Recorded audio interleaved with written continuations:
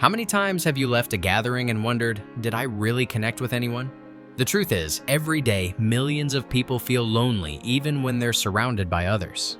They feel out of place, even among familiar faces. Studies show that over 40% of adults feel disconnected from those around them. This doesn't just wear down your spirit, it quietly steals opportunities for growth and happiness. I've been there myself. At my company's year-end party, instead of enjoying myself, I kept looking for my teammates. And if they didn't show up, I probably wouldn't have joined at all. Even worse, I realized I had missed so many chances to meet people and build meaningful connections. Then I realized the problem wasn't the situation, it was how we connect. Because actually, inside everyone, there are three different selves. One that wants to be recognized, one that craves belonging, and one that just wants to be understood. If you don't know how to reach those three selves in someone, the more you talk, the more disconnected you feel. So, how do you start? The answer turns out to be surprisingly simple. The very first, most fundamental skill is the 70-30 rule. Part 1. The 70-30 rule. People won't always remember what you said, but they will remember how you made them feel. The feeling that they were truly cared for and understood. And the key to creating that feeling is active listening. The 70-30 rule is one of the most basic skills for connecting deeply with others. Listen 70% of the time, talk only 30%. First, active listening isn't just staying quiet while someone else talks. It's about genuinely receiving and understanding what they're sharing, both emotionally and intellectually. When you do this, you're not just participating in a conversation, you're creating a real connection that makes people remember you as someone special. Think about talking with a friend who doesn't interrupt, doesn't rush to reply, and just listens, with focused eyes, small nods, and questions that show they care. How do you feel? Valued, seen, right? That's the power of active listening, and it's what we all look for in a relationship. By focusing on the other person, you're giving them a priceless gift, attention, and understanding. I remember once at a team meeting at work where everyone had different ideas and opinions. One colleague of mine was always the listener. He didn't rush to give his own thoughts. Instead, he focused on each person before speaking. This not only made us feel respected, but also created a collaborative atmosphere that opened the door for creative ideas. In the end, his insights helped the team find the best solution. Research from Harvard shows that when people talk about themselves, their brains release dopamine, the happy chemical, similar to what happens when they eat a favorite food or get a reward. This means that by actively listening, you're actually rewarding their brain, making them feel good and more connected to you. For people looking for opportunities in work and life, this skill doesn't just help you fit in. It opens doors to new connections and possibilities. So how do you apply the 70-30 rule? Here are 4 simple steps. Give full attention. When someone is talking, don't think about your reply. Focus on their words, tone, and feelings. Ask follow-up questions. Instead of just nodding, ask things like, "What does that mean to you?" Or "How did you handle that?" These questions show genuine interest. Don't interrupt. Be patient and wait for your turn to speak. Add open-ended questions. Go beyond simple yes/no questions and ask things that encourage them to share more. These steps don't require you to talk much. They just need you to be present, and that alone can make a big difference. Next time you talk to someone, try focusing on them. The conversation will likely feel easier and much deeper. When you apply the 70-30 rule and truly listen, you create a sense of being understood, the foundation for starting any relationship. But listening alone isn't enough. To connect more deeply, you need to understand the nature of the person you're talking to. Because each person isn't just one self, they have 3 versions inside them. Understanding these 3 versions is the key to communicating more thoughtfully, judging less, and truly reaching the real person within. Part 2. The 3 selves theory. Every person you meet isn't just one person. They're actually 3. The person they think they are, the person others think they are, and their true self. Understanding these 3 versions can completely change how you see and connect with anyone. Imagine you're going for a job interview. The person you think you are, capable, hardworking, ambitious. The person others see. The recruiter might notice you're a bit nervous, lacking confidence, or just candidate number 12 of the day. Your true self, funny, music-loving, caring about friends. But this side doesn't show up in the interview. It's the gap between these three versions that makes communication tricky. Sometimes we wonder, why do they misunderstand me? Or why are they acting that way? The truth is, we're interacting with one of the other versions, not their real self. Most conflicts, misunderstandings, or communication challenges come from the gap between these three selves. And genuine curiosity is the bridge that helps close that gap. When you ask questions with real curiosity, you're not just listening to answers, you're seeing which version they're showing you. You probably have a clear image of yourself, your strengths, weaknesses, and values. But when others look at you, they see a version filtered through their experiences, biases, and emotions. And somewhere in the middle is your true self, often only revealed to those you trust most. Once you realize everyone lives with these three versions, you'll judge less, be more patient, and stay curious to discover who they really are. I once worked with a colleague who seemed very reserved and serious.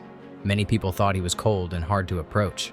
But instead of jumping to conclusions, I asked a few small questions to understand how he saw himself. That's when I realized he was actually funny and enthusiastic, just shy around people he didn't know well. Understanding this changed how I approached him. I spent time listening and sharing. The result? We became great collaborators. Here's how to apply the three selves theory in everyday communication. Be curious before judging. Don't judge someone's personality based on first impressions. Observe patiently and let curiosity guide you to uncover hidden layers. Use open-ended questions to let them share perspectives and values. For example, instead of asking, "Whoa, what's your job?" Try, "What excites you most about your work?" A simple question can reveal a completely different version of them. Notice the gaps between versions. If someone seems different from how others describe them, don't be afraid to explore why. These gaps are often opportunities to connect more deeply. Respect their boundaries.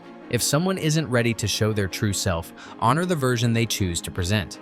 Curiosity doesn't mean forcing someone open. When you respect these boundaries, they feel safe to share voluntarily. Think of the three versions like three layers of a lock. The outer layer, the public image. The middle layer, how they define themselves. The inner layer, their true self. Curiosity is the key that unlocks each layer. Every question you ask is a step closer to their true self. The three selves theory shows us that everyone has an outer layer and a deeper inner layer that rarely shows. To truly connect, you can't stop at the social surface. You need to step into their inner world. And if curiosity alone can't break through, there's one faster way. Dare to show your inner self first, through vulnerability. Part 3. Vulnerability. We often think that to earn respect, we have to be strong and perfect. But actually, the moments when you show vulnerability are often when the deepest connections are formed. Being vulnerable doesn't mean being weak. It's about daring to share the real imperfect parts of yourself. Trust isn't built just over time. It's built through moments of honest, open sharing. When someone tells you about a fear, a mistake, or a struggle they're going through, you feel closer to them because you realize they're human, just like you. And when you dare to share something real about yourself, you give them permission to do the same. In psychology, this is called the vulnerability loop. One person shares a little, the other responds with a little of their own, and the loop gradually strengthens the relationship. Have you ever told your child, "Mom and Dad get scared too, and sometimes we don't know what to do"? Or when starting a new relationship, admitted, "I've been hurt before, so I'm still a bit scared." Or as a manager said to your team, "I don't have all the answers right now, but we'll figure it out together." Being vulnerable doesn't make you lose credibility. In fact, this kind of honesty makes relationships feel closer and more trustworthy. A 2014 study published in the Journal of Social and Personal Relationships found that when someone shares something personal or sensitive, both people experience a rise in oxytocin, the bonding hormone. This biological mechanism helps trust form and strengthen faster. Practicing vulnerability doesn't mean sharing huge, dramatic things. Start with small, everyday truths. For example, you could say, "Some days I just feel tired and don't feel like talking to anyone." It's a simple, relatable truth. Then keep it positive instead of complaining. "But I've noticed that when I share it, friends care and help me feel better." And finally, when the other person responds by sharing that they've had similar days, listen, acknowledge, and continue the conversation. These small steps, honest, positive, and attentive, create a safe space, helping people trust you and feel comfortable opening up. Now, we come to the final part, and also the most important.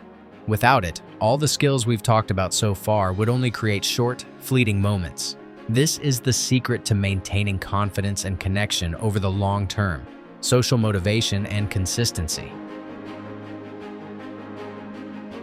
Part 4. Social motivation and consistency. It's like being in a group chat with friends. If you stay silent for too long, the next time you want to join in, you often feel out of sync, unsure what to say. Social skills work the same way. You need regular practice to keep connections alive. Big events, crowded parties, or long conversations only happen in moments. It's the small, consistent interactions every day that build the foundation for confidence and a sense of connection. Instead of treating socializing like a task you have to force, make it a natural part of your life. So, how do you make everyday conversation easy and sustainable? Start small and do it often. Just spend a minute each day checking in with a neighbor, saying hi to the barista, or sending a quick message to a friend you haven't talked to in a while. After a month, you'll notice you're no longer afraid of conversations. Pick low-pressure moments, like when you're relaxing at a coffee shop, at the gym, or in the office. At first, the results might not be obvious, but over time, your skills and relationships will grow exponentially, like compound interest. Today, try sharing a real story about yourself, your true self, with someone you trust. Every skill you've learned from this video, the 70-30 rule, the 3 selves theory, vulnerability, and consistency, is a building block for a more confident, connected version of yourself. Connection is a skill you can practice every day, and when you do, you'll see the world open up with new opportunities, new friends, and moments you never thought you could experience. Start with a short conversation today. Listen a little more. Ask one extra question, smile, and allow yourself to be a bit more vulnerable. These small steps over time will create big changes in both your work and personal life. If this video inspired you, hit like and subscribe so you won't miss future content on living confidently, connecting deeply, and enjoying life to the fullest.